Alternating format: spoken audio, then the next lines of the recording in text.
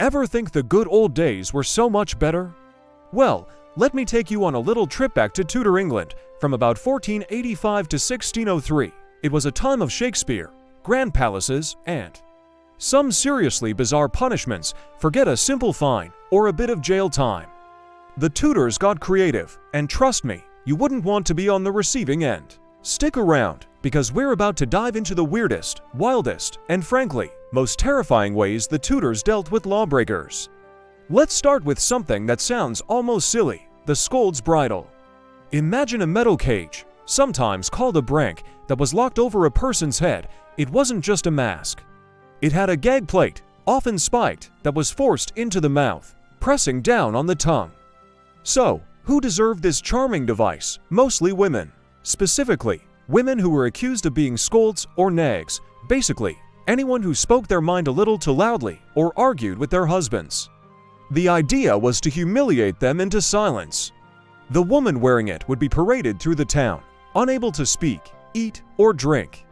People would point, laugh, and sometimes even throw things at her. It was a brutal form of public shaming designed to enforce social order and keep women quiet. It's a stark reminder of how differently society viewed a woman's voice back then. Next up, we have the stocks and the pillory. You've probably seen these in movies. They were wooden frames with holes for your head, hands, and sometimes feet, set up in the middle of the town square for everyone to see. The pillory secured your head and hands, forcing you to stand, while the stocks had you sitting down with your feet locked in. What kind of crimes landed you here? Things we'd consider minor today: baking bad bread, selling watered-down beer, petty theft, or just being a general public nuisance. But being locked up was only the start of the punishment. The real penalty was the public humiliation. You were completely at the mercy of the crowd. If you were well-liked, people might bring you food and drink. But if you were unpopular, get ready for a world of hurt. People would throw rotten fruit, dead animals, mud, and even rocks at you. It was free entertainment for the townsfolk. Your friends and family would have to watch, and your reputation would be ruined. Sometimes, people were seriously injured or even killed by the projectiles thrown by the mob. It wasn't just about punishment, it was a spectacle, a warning to everyone else to stay in line. Now, let's talk about a punishment that was uniquely tailored to the crime. If a baker was caught selling loaves of bread that were underweight, they wouldn't just get a fine. Oh no! The Tudors had the baker's dozen rule, where bakers would add an extra loaf to every dozen to avoid being accused of shortchanging customers. But if they were caught cheating, they could be tied to a hurdle, a wooden sled, and dragged through the dirty, mucky streets of the town, all while holding their underweight loaf of bread. It was smelly, painful, and utterly humiliating. The message was clear: if you cheat the public will see you disgraced. But what about more serious crimes? That's where things get truly gruesome. For high treason, plotting against the king or queen, the punishment was the infamous hanged, drawn, and quartered. This was reserved almost exclusively for men, and was designed to be the most terrifying death imaginable. First, the condemned man was tied to a horse and dragged to the execution site. Then, he was hanged until he was nearly dead, but cut down while still conscious. After that, he was disemboweled, his insides were cut out and often burned in front of him. Finally, his body was quartered, meaning it was chopped into 4 pieces, and his head was cut off. These body parts were then sent to different cities across the kingdom and displayed on spikes as a gruesome warning to any other potential traitors. It was a brutal display of state power, showing everyone what happened if you dared to challenge the monarch. Women accused of treason, however, were usually spared this particular horror. Instead, they were burned at the stake. This was seen as a more decent form of execution for women, as it avoided the public exposure of their bodies. Whether it was actually more merciful is highly debatable. The process could be agonizingly slow if the fire wasn't built correctly.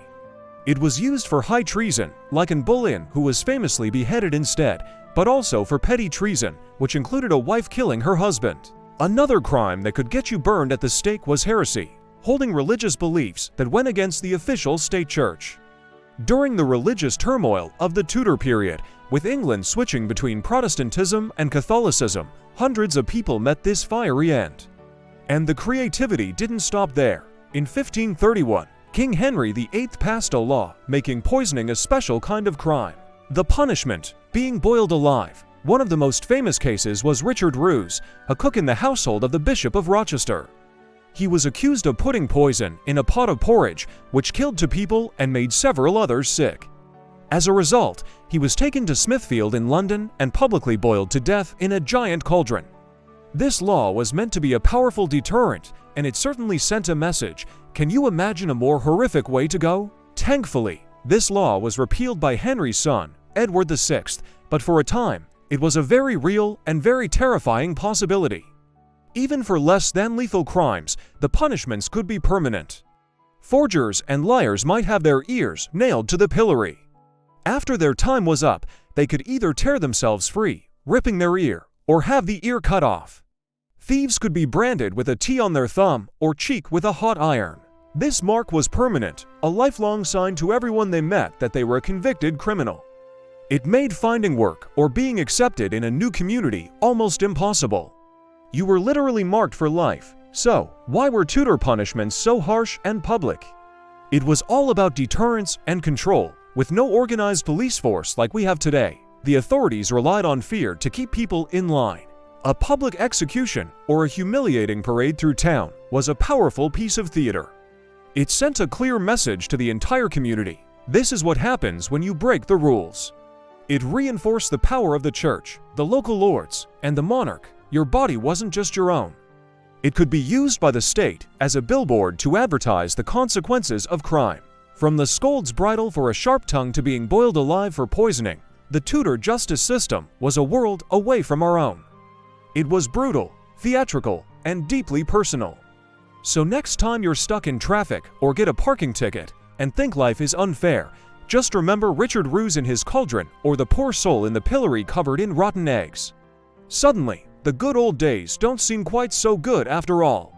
Thanks for watching, and if you enjoyed this glimpse into the darker side of history, make sure to like, subscribe, and hit that notification bell for more. See you next time.